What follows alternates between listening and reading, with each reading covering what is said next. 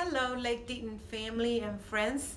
Again, we continue in our Lent study of the Gospel of Matthew.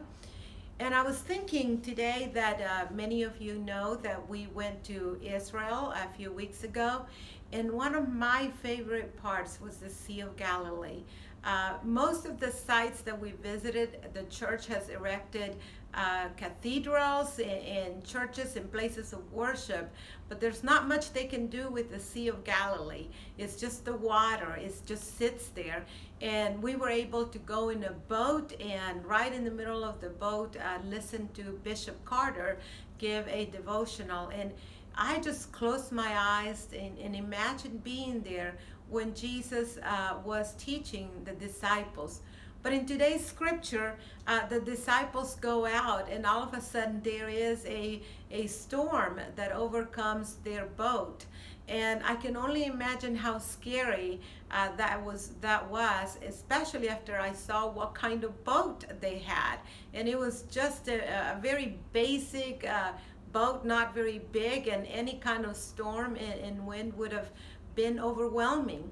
And as they see a figure walk towards them, they are scared because it's in the middle of the night, until they hear the voice of Jesus that says, "It is I." And to that voice, Peter, the one that always thinks he's the bravest, says, "Jesus, if it's you, ask that I might come to you." And Jesus just says, "Come." Peter walks out and takes 2 steps and then begins to sink in. But I thought about those 2 steps that he took and how the other disciples were probably amazed and maybe wished that they would have been the one to get the idea of, "I want to walk on water." I still don't know what walking on water would feel like. I'm still waiting for that event for myself, but I know that for Peter it was life-changing, in spite of the fact that then he began to sink in. So maybe you can recall in your life times that you have felt like you were walking on water. Maybe you felt strongly in the faith and you felt that God got your back and you were walking and riding. But most of us probably identify with Peter sinking.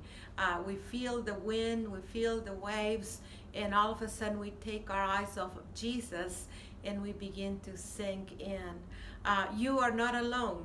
We all have experienced that. We all have begun to sink, and luckily God is always there to grab our hands and lift us up. So today, no matter what is going on in your life, whether you are walking on water or whether you are sinking in, God is right there, ready to grab you, ready to pick us up and help us in our journey.